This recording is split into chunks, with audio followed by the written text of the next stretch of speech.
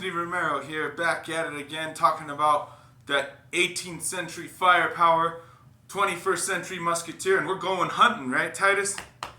Oh yeah, so what do you need to go hunting with this type of firepower in the 21st century? Well, first you take your trusty canine, because this guy, great for the hunts. He loves his squirrel, loves his rabbit, jackrabbit, and as you can see, he's a good dog. He's ready for that action. And we're going tomorrow, huh, buddy? But before we're going, we're going to discuss how simple it is, because you really, I got this, I'm using as a bag to carry, the miscellaneous you need when running these, but you really don't need such a big size. I mean, I run this when I'm going with just deer or turkey, because I'm not really going for more than one shot. I mean, sometimes you do have to do more than one shot, but the idea is that it only takes one shot. Now with these guns, that being said, it's easy to miss. Like, it's very easy to unintentionally miss, so it's really quick and easy to miss intentionally. And what I mean by that is a simple flash and a little hesitation, and that gun's, or a little movement, and that gun's gone. Example being, if I shoot and just flinch a little, there it goes. Now it wasn't a little flinch, but if I flinch, boom.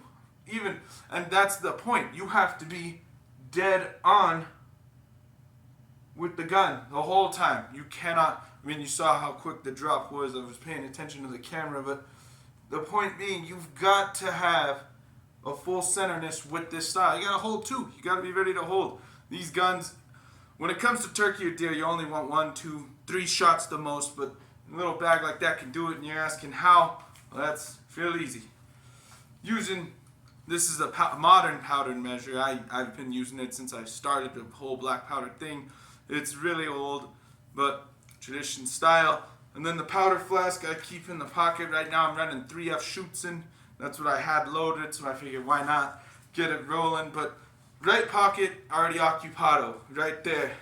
So we go to the left pocket. This left low, this is right here, all you need for a reload. Now this, what I mean by low, is this lower side is holding a pre-measured charge of about 52 grains. 55, but 52, I would say, grains of 3F powder. And right here is 1 ounce and 1/8 of shot. This is a 20 gauge shot cup. And I know you historical guys can be like, well, Anthony, we never use, they never use that. Well, we're not them.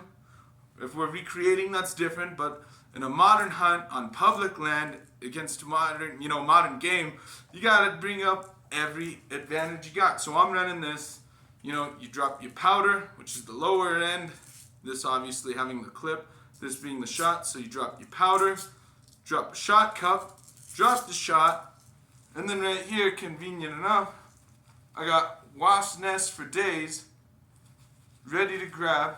If I need a lot, I can grab it. If I need a little, I can grab it. It's sometimes in the forest where a second shot's been needed. I don't even, I'll drop the powder, I'll drop a ball, I'll grab a leaf, and I'll stuff it down, and it's ready to rock. Like, that's how you do it in the Shire, that's how you do it in the woods. Like, it's just the way it is. Now, let's say I had a further shot, or say the game was on the run, but I still thought I could make the shot by the time I cleared the next hill. I got a hotter load right here. This is 90 grains of 3F and 2 ounces of shot. Same load, this is, it's not going to encompass all of it, or surround all of it, poor use of word, but it will pile up and still keep a good ounce plus ready for that release. And that comes critical when you're shooting long distance shots. I know it seems like it doesn't, but it does. Now let's get into the bag. Now, when you're out in the field, my logic is don't load anything you can't pull out. I know some guys like a real tight load, and that'd be maybe good for round ball if you're doing a precise shot, or you're barking squirrel, you're getting the shrapnel to get them. That would work. But remember, if you get something, sweat, water, anything, snow, ice, whatever, some sort of moisture into the charged gun is spent, and now you got to pull it out. How are you going to do that in the deep woods? So for different shot stuff, I got a bag. This bag's holding my English wads, nitro cards, have it all collected up. And then there's some 62 caliber balls in there. and that just gets moved around, tumbles them. Gets them real easy to just drop down. Got your shot measure. Got your shot. For those wanting the specifics, that's number 4 shot. Just likes it, so I run it. And now here's my tool bag. Now, again, not exactly old school, but again, modern century. I got my scraper with an adapter jag, so it's ready to roll. Got another adapter. Got my, this is a patch cleaner, but I call it more my stuff for my loader. It's good for everything. Then my single screw, corkscrew, yank it out, pull it out. Like I said, I don't put anything in there that I can't get out easy and without the same threads as what I have going on right here. And we'll get into that in a second, because next you got your patches, lubed, non-lubed, and extra flint. Because you do not want to break a flint and then have to go home because you don't have spare flint. So I got all that in this bag, and shot covers if I wanted to be a gentleman, patches, because you never need pickering tool. This thing is so essential. You can essentially take down any musket, matchlock with this single tool right here. It's even got a little poker. Like, it's good. I love it. Get one if you don't have one, if you're into this stuff and you use it enough. That's me. I got a vest where it serves as a bag. You can put your game in there. So walk around with the game and that works. If not, I run a pillowcase. Blood gets in there, but blood gets in all this stuff.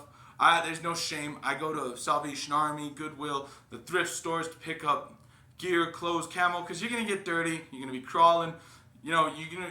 Hunting and getting down is a dirty activity. So rather than go and buy new stuff, I use the stuff that's going to get a little rough, and that's just the way it is. There's nothing wrong with it. There's no shame in it.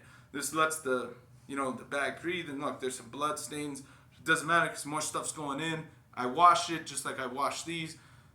Doesn't hurt anything, doesn't mess anything up. I use the dirt sprayer when I'm spraying off because, I like to smell. If I smell like anything, I'd rather smell like dirt moving around there. The second shot will generally have a real strong smell. That's never really messed with you if you're staying downwind, but if you're not downwind, just make sure to clean off the powder, clean off the things, and just tuck it under. Get it back into the dirt smell so you get that sulfur out. Pretty good. So you see the gear, you see the stuff. You're going to see what we do. I'm going to try to catch some of the kills on camera, but it's how it is, baby. You never know what you're going to get until you get it. So you go with the positive attitude, go forward, go strong, love your neighbor, love your family, and watch out for each other.